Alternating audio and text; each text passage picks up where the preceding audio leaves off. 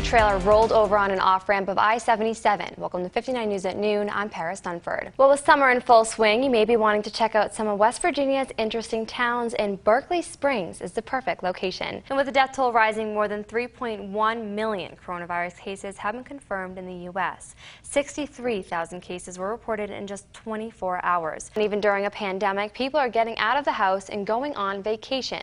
But in order to do so, there are changes you'll have to make during the planning process. 2 people were arrested this morning for animal cruelty in Oak Hill. Oak Hill police say 22 cats were left in an apartment on Packwood Drive for more than a month without food or water. Dr. Jonathan Yates pleaded guilty to 8 charges, including depriving veterans of their civil rights and abusive sexual contact. With outbreaks of COVID-19 linked to bars and breweries, establishments in West Virginia are changing how they operate under the new mask mandate. And trouble is brewing in West Virginia for a promising program moving homeless people into housing. And Bluefield Regional Medical Center is now a thing of the past as of yesterday, but Princeton Community Hospital will keep a part of the building alive. Well, it seems like the sun is trying to make an appearance today. Let's check in with Storm Tracker 59 meteorologist Liam Healy in the Weather Lab. Hey, Liam. But I'm going to use this paint right here to show you how thoroughly you should be washing your hands. So I'm going to put as much in as you would think you would need to cover both hands, and then I'm going to scrub it like everyone else does. And he said that they want to stand in solidarity with those healthcare workers, and even a fire truck had to leave while we were standing here to go tend to a fire, and they just got back just so they can say hi and give support to those healthcare workers in our community. So now once you're here, they're going to bring you to this tent over here where you'll be screened. Your temperature will be taken, and they'll see if you have any respiratory symptoms like a cough. If you do not have both of those things, you will not be tested. Now, this snow is heavy, it's wet, it's perfectly cold out. I mean, it makes the most perfect snowball and great for snowmen. So definitely some fun for those kids out there. This could do a lot of damage in a snowball fight for sure. And since we've been standing here, the water behind me has really gone down significantly, so hopefully some of those roads are seeing some clear as well. Less than 2 minutes ago, right after we just went live at the beginning of the show, we heard from Sergeant Wood from the State Police that Julie Wheeler was found alive in Beaver. That's all we have right now. We'll bring you more details at 59 News at 6 if they are available. We wanted to make sure we updated you as soon as possible. Troopers ask that when you do get pulled over, you put your hazard lights on, roll down your window,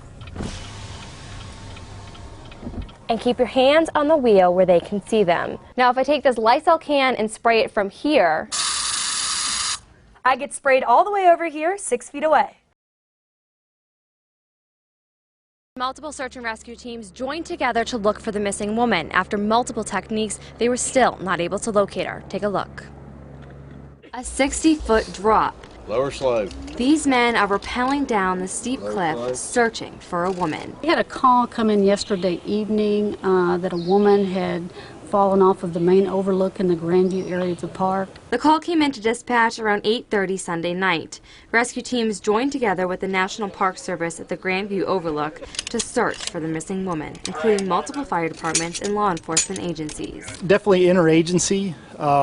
The National Park Service here at the New River Gorge has lots of resources, but we also, as far as staffing goes, but we also depend a lot on our partner agencies. Park officials say the local 43-year-old woman was with her husband and son when she fell off the overlook. The Fayette County Vertical Rescue Team first tried rappelling down the mountain and continued to do that for the rest of the day. West Virginia State Police used a helicopter and a drone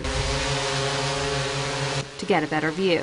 Raleigh County Sheriff's Department brought in a canine that detected a positive scent of the woman on the overlook fence. We take one step at a time. We'll have another briefing once this operational period's over to decide on a plan for, we'll reconvene tomorrow. The rescue crew will continue to exhaust all of their resources, looking for the pink shirt she may have been wearing when she fell. The search will be going on until they find the person. So. Ready to haul! A community member notices a child with a severe infection on her leg. They call the DHHR, alerting them this child needs to go to the hospital. But somebody in the community stepped up and seen what was going on and made them aware of this. The DHHR contacted Child Protective Services, suggesting a welfare check on the child. CPS and Fayette County Sheriff's deputies visited the house in question. You think of the worst, the nastiest of the nasty, that's what the kids were living in. CPS arrived on scene and noticed trash flooding outside the homes consisting of soiled food and dirty diapers. Court documents state inside the house where 3 children were living, a CPS worker found cockroaches crawling around. Needles and pill bottles were also laying around next to spoiled food and trash. After some investigation, deputies say they found 3 people responsible. Tabitha Turley, Betty Foster, and Jim Foster were arrested on child neglect charges. Sheriff Mike Fridley says they rely heavily on the community to recognize child neglect. And with kids being out of school, it's hard to recognize these cases. But there would have been somebody seeing them from March all the way up to whenever graduation or when school should have been out, and would be able to keep an eye on it. The 3 children are now safe in custody of CPS. And as for the 3 arrested, They have their day in court. reporting in Fayette County, Paris Dunford, 59 News.